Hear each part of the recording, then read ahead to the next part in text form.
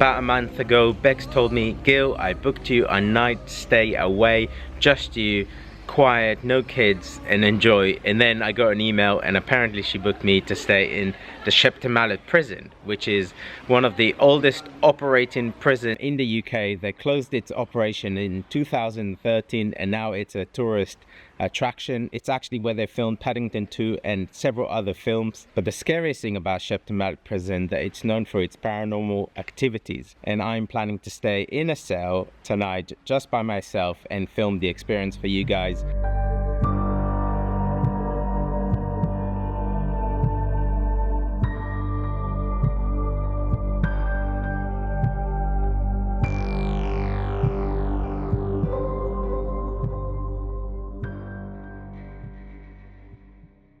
I'm staying in cell number 6 on the first level, and this is how my cell's gonna look tonight. It's cold, and it's dark, and it's dingy, and it smells old.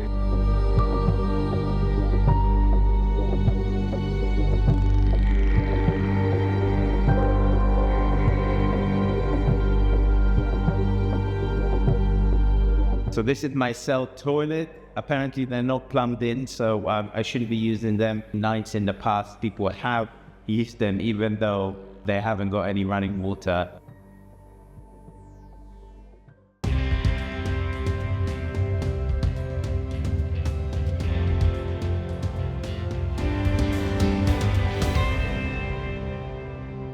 So I wanted to share with you what is the packing list that I got from Shepton Mallet Prison ahead of time.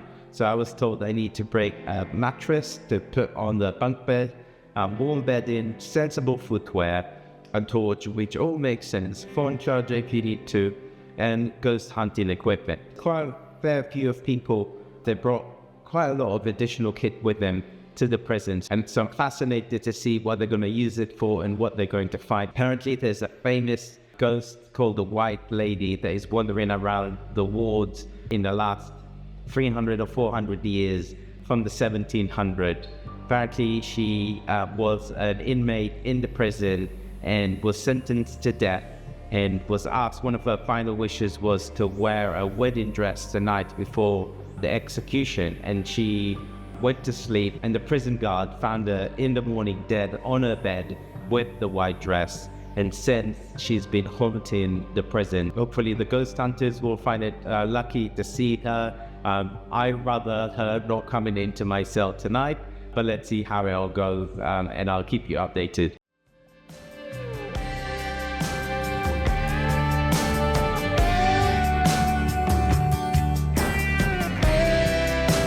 So the roll mat is on.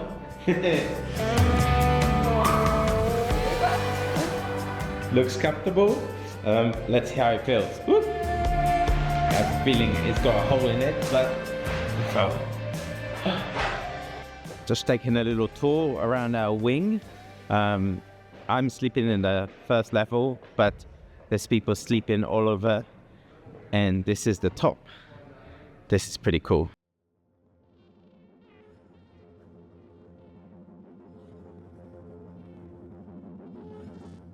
Initially in the briefing it felt like it's quite busy, but actually this prison is absolutely huge. There's so many different cells, and we're just in one wing for now. I'm planning to see the other wings later.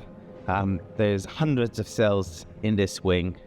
Most of them are empty, and it's pretty creepy going into and stepping into these cells by yourself. Woo! They look pretty miserable, and I wouldn't be surprised if anything would jump on me here. So I'm going to go to the other wing. It's through this pretty dark and scary corridor. I hope it's okay.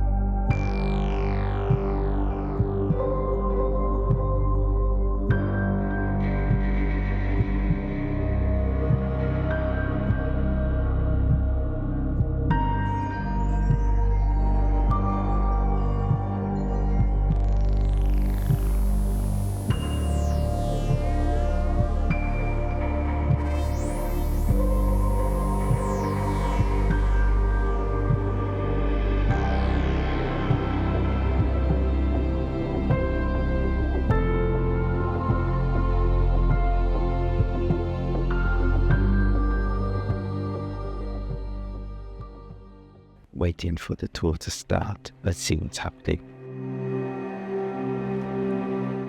We got some more information about the ghost hunters in the tour. Apparently there's quite a lot of people, they come here over these nights. They don't go on the tour, and they just spend the whole night trying to track and record information about the ghost in different areas of the prison. Apparently the paranormal activity in this prison is over the scale, and there's loads and loads of stories and records of things that happened.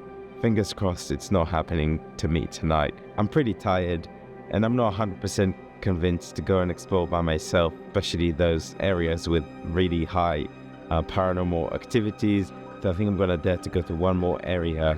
Apparently it's particularly haunted, and I feel like I'm gonna miss the experience if I'm not gonna go and try to go and see it. I think you need to take your torch off. You really do, guys.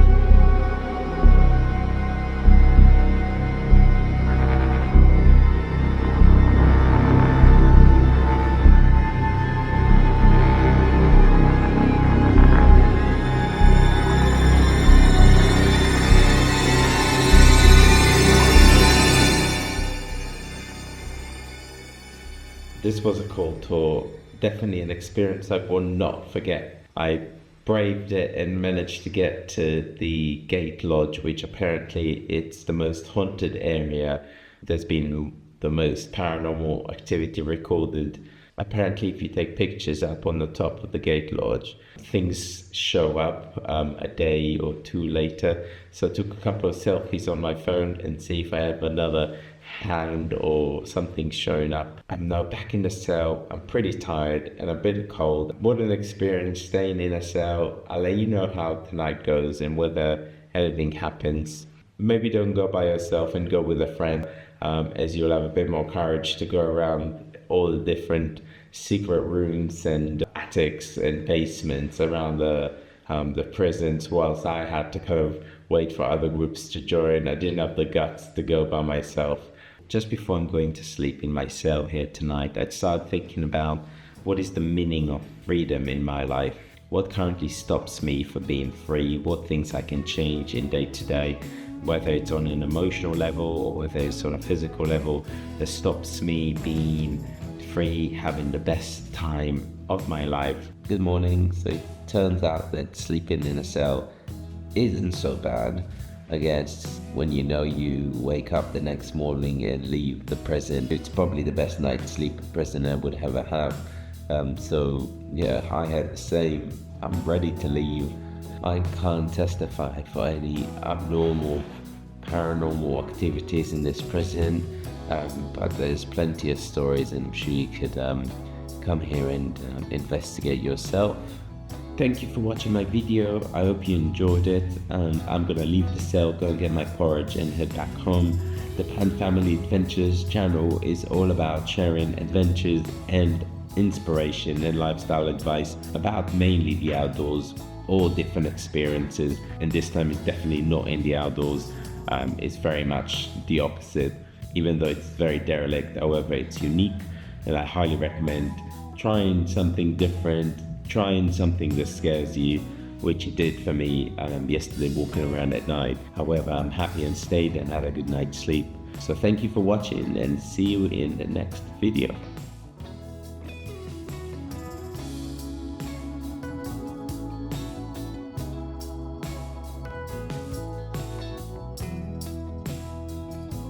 Goodbye, Shepton Mallet Prison. Thank you for having me.